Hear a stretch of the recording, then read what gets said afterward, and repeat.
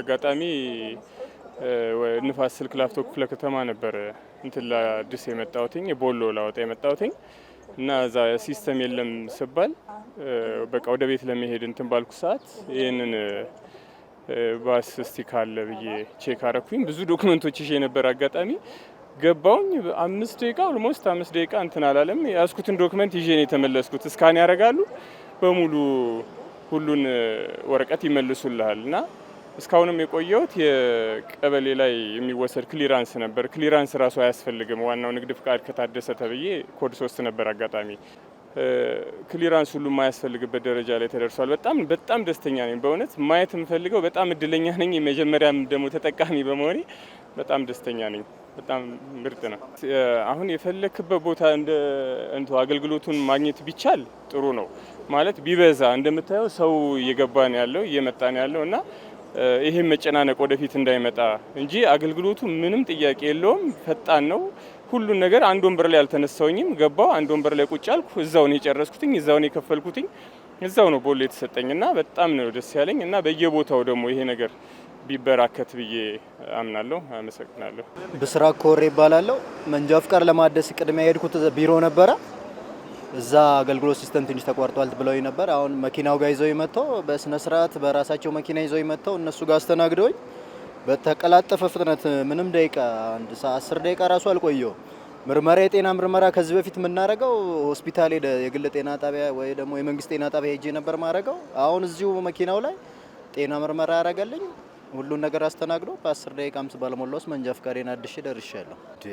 መግሏላ ብቻ አይደለም እኮ ይሄ አሁን ሰዓቴን ቆጥቤ ለምሳሌ ዛሬ አርብ ነው ከ5 ሰዓት ተኩል በፊት ተስተናግደህ አትሄድም ነበር። 5 ተኩል ሲሆን ወይ ይሄዳሉ ወይ አቁመው ዘግተውብክ መስኮት ይሄዳሉ።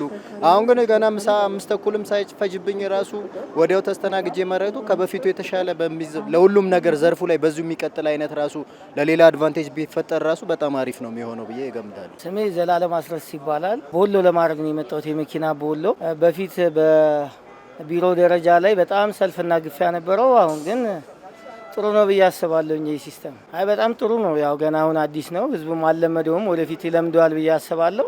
በጣም አሪፍ ጥሩ ነው። ያው በፊት ጊዜያችንን በጣም ለሌላ ነገር የምንጠቀምበትን ጊዜ እዚህ ቦታ ላይ እናሳልፍ ነበር በቢሮ ደረጃ።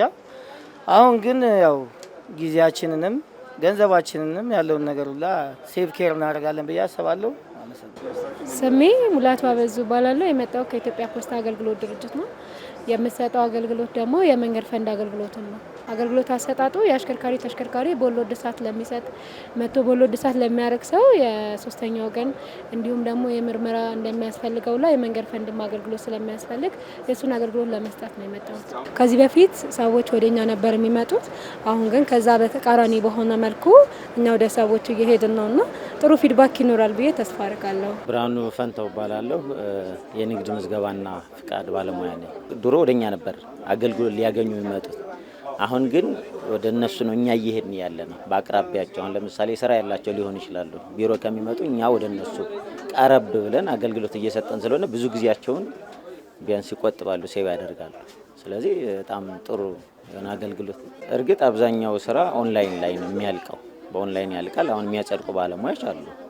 አሁን እዚህ ራሱ እኛ እንትን ያለ ብዙ ተገልጋይ እየጸደቀላቸው ነው። ነገር ግን ያልተሟላ ሰነድ ሊኖር ይችላል። አንዳንድ ነጋዴዎች ደግሞ የምክር አገልግሎት ይፈልጋሉ። እሱን ቢያንስ ተንቀሳቅሰን አገልግሎት እንሰጣለን ማለት ነው።